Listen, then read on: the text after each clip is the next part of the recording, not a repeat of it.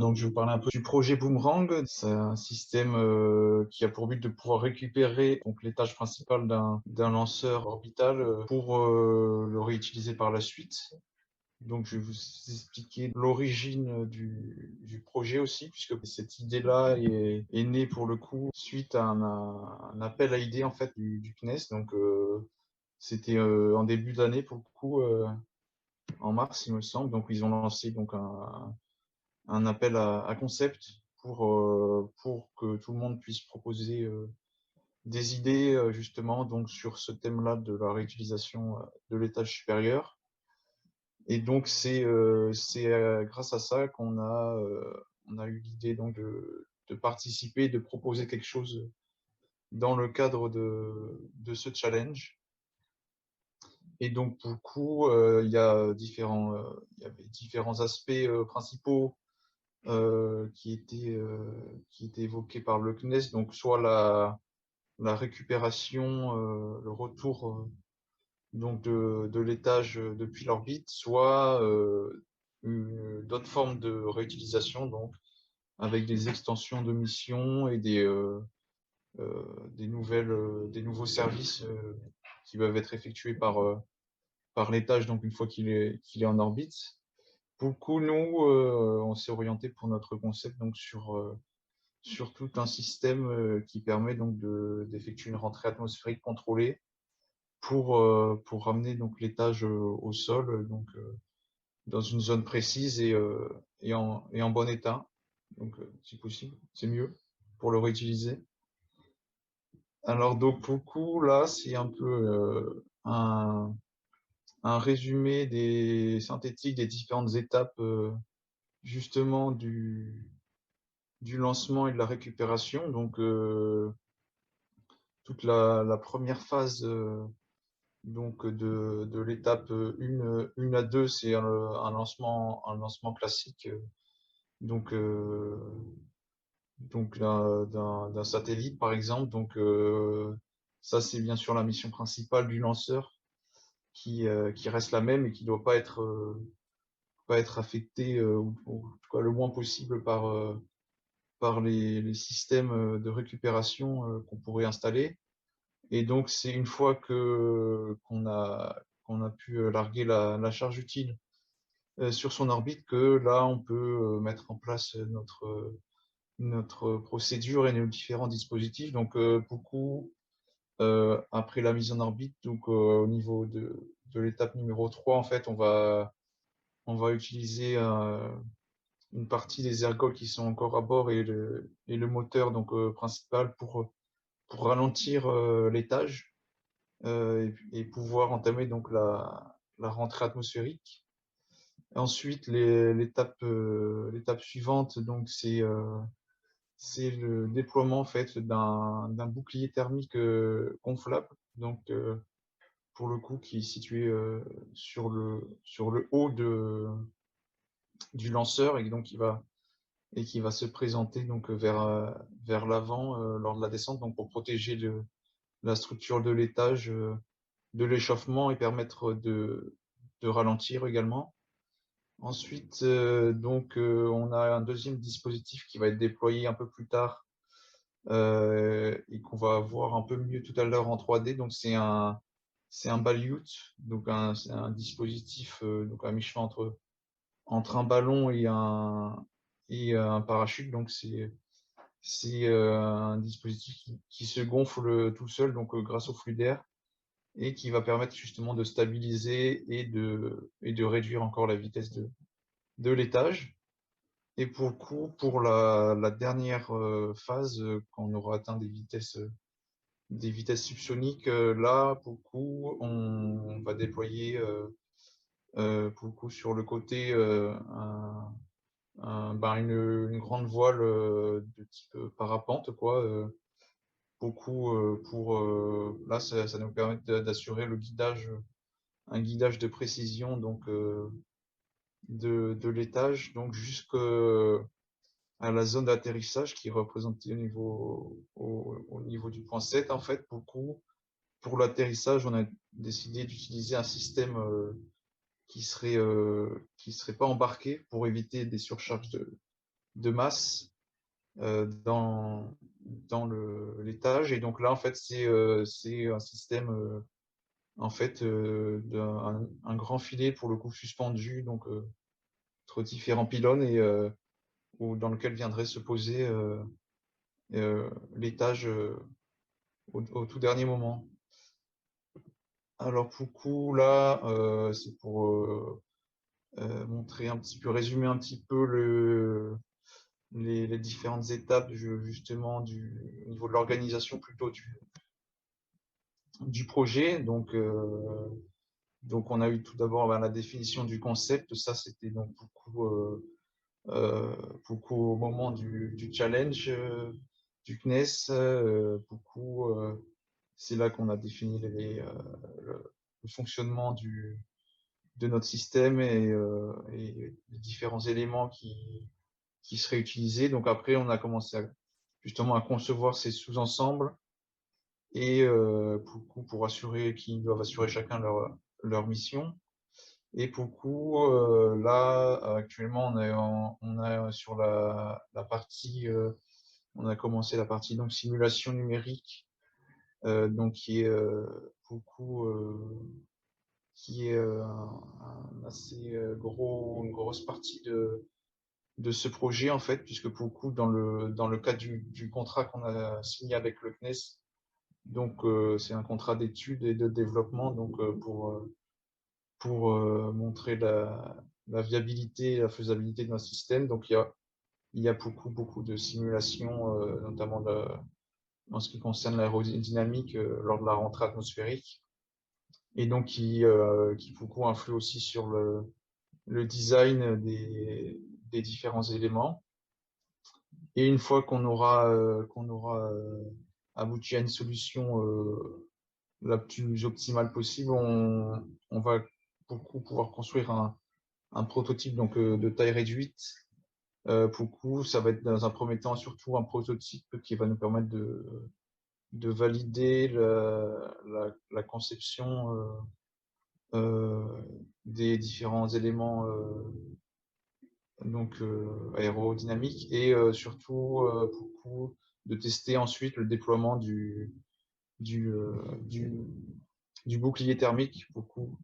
Donc, puisqu'il va être plié pendant toute la première partie du vol et ensuite mis sous pression pour le mettre en forme. Donc, ça, ce sera donc beaucoup dans la dernière partie du contrat. Donc là, on voit un peu mieux les différents éléments. Donc, tout en bas, donc un bouclier thermique qui va protéger tout le, qui va absorber l'énergie et protéger toute la structure qui est derrière de l'échauffement. Et pour le coup, ici, on voit mieux la forme toroïdale là, du balyut, donc qui est relié à l'étage par différentes suspentes et qui se gonfle avec des entrées d'air qui sont réparties tout autour du balyut.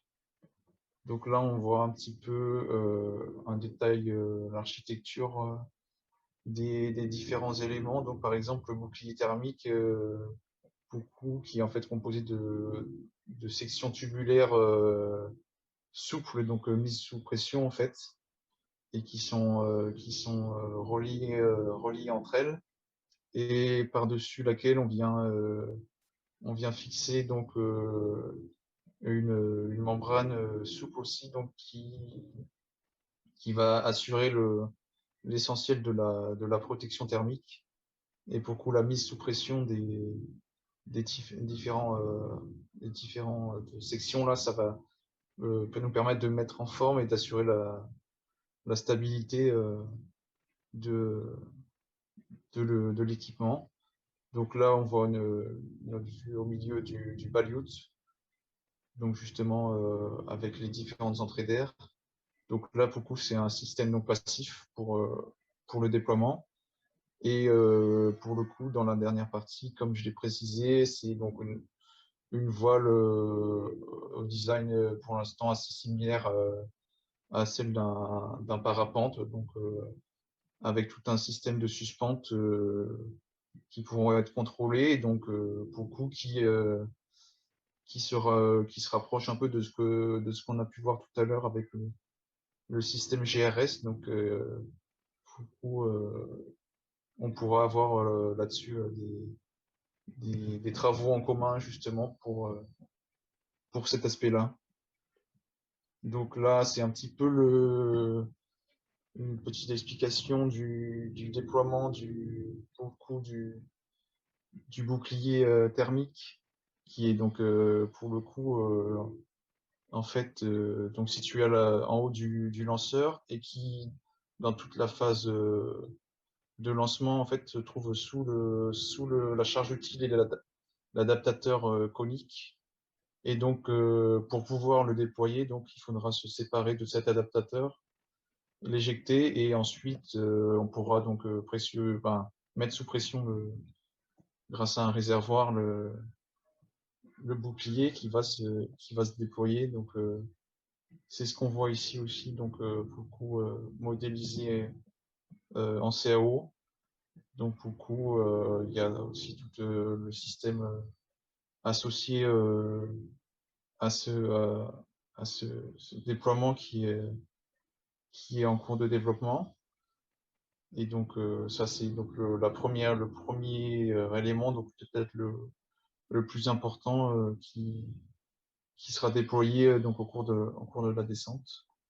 Et pour le coup, pour le système de Balyout, il y a notamment prévu un système qui permet le pilotage donc de la trajectoire lors de la descente, en fait. Donc, pour le coup, en jouant sur la longueur des différentes suspentes, donc avec des moteurs embarqués, on peut contrôler donc l'orientation du Balyout et donc beaucoup la traînée qui induit donc est orientée d'un côté ou de l'autre l'étage donc pour corriger la trajectoire et se diriger au plus près de la zone d'atterrissage.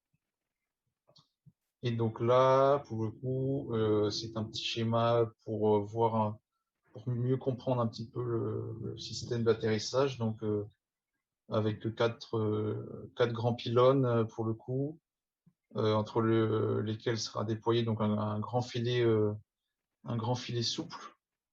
Et pour le coup, il y aura un système d'amortissement avec des ressorts et des contrepoids, donc pour justement que l'atterrissage soit le plus doux possible, en fait, que l'impact soit absorbé par le filet, le système d'atterrissage et pas par l'étage pour limiter justement les chocs et les dégradations éventuelles. Et pour le coup, là, je vous ai mis pour indication un petit exemple des types de simulations, des grandes catégories de simulations qu'on va effectuer, puisque pour le coup, lors de la rentrée atmosphérique, on va traverser beaucoup de conditions différentes, donc du régime hypersonique à très haute altitude, donc dans une atmosphère très raréfiée, donc jusqu'à des vitesses aussi supersoniques. Donc on estime qu'on pourrait atteindre une vitesse de Mach 14 au cours de la descente. Et donc pour chacun de ces régimes-là, il y a des phénomènes physiques euh, qui se qui ont lieu, qui sont différents. Donc l'altitude, la pression, la température, tout ça va jouer donc sur le comportement de l'air et beaucoup sur les efforts et les flux thermiques que va subir donc l'étage. Donc c'est ça qui est en ce moment en train d'être mis en place donc pour mieux comprendre qu'est-ce qui se passe concrètement lors de la rentrée. Donc là, c'est deux premières simulations, deux essais qu'on a fait de simulation pour vous nous donner une idée un peu de ce qu'on peut obtenir.